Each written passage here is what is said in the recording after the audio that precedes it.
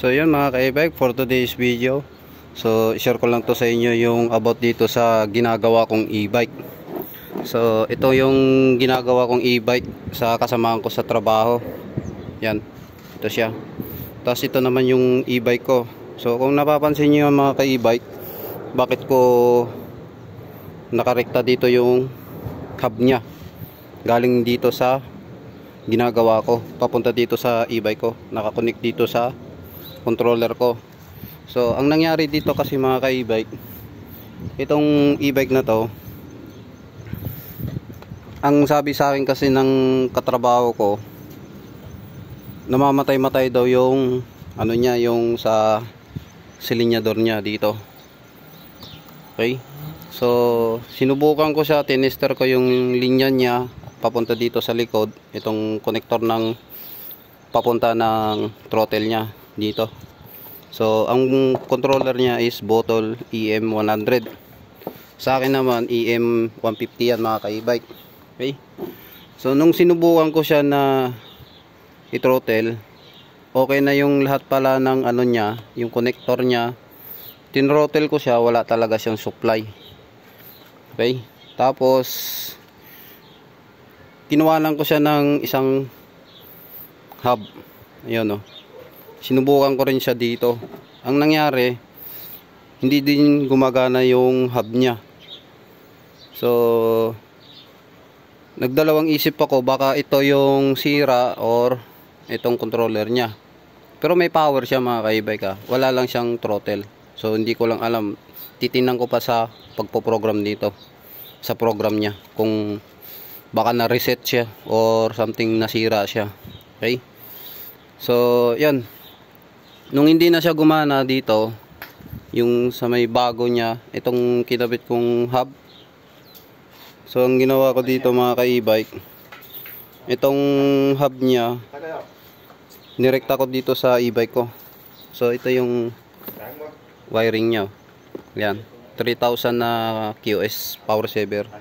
So nilagay ko dito sa aking e-bike, dito sa controller ko. So yun, ngayon susubukan ko siya kung ano ba ang problema, ito or dito sa mismong controller niya. Yan, so try natin. Ayan, naka-ignition na siya. Tapos subukan natin i-throttle. Throttle natin siya mga ka-e-bike. Tingnan natin kung iikot yung hub niya, kung okay yung hub. Yun,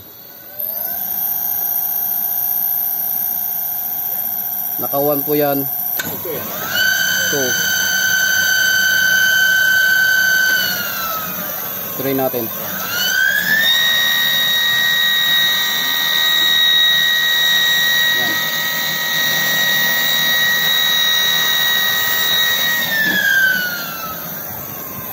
So ang ibig sabihin niyan mga ka-e-bike, ang problema niya ito, controller, hindi sa hub niya. Dito ko siya kinonek ko. Yan, oh, dito sa controller ko. Kaya ito yung titinan yung program niya. Sana hindi sira to kasi medyo may kamahalan tong bottle na to, itong controller niya. So yun lang mga ka-e-bike, ang problema talaga ito, hindi yung hub niya, ito hindi din to. Kasi sinubukan ko sa controller ko, okay naman yung ano niya, controller, yung hub niya okay naman yung hub, sa controller lang yung problema. Ayan, so try natin ulit para makita natin siya ulit kung okay siya. Ayan, naka 1 siya, gear 1, 2, lakas, tapos i-try natin.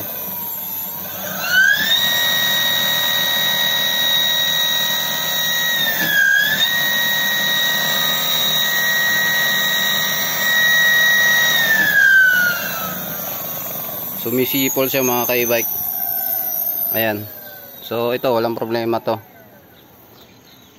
Yan, so sabihin ko muna dito sa katrabaho ko kung anong gagawin dito sa controller niya. Okay.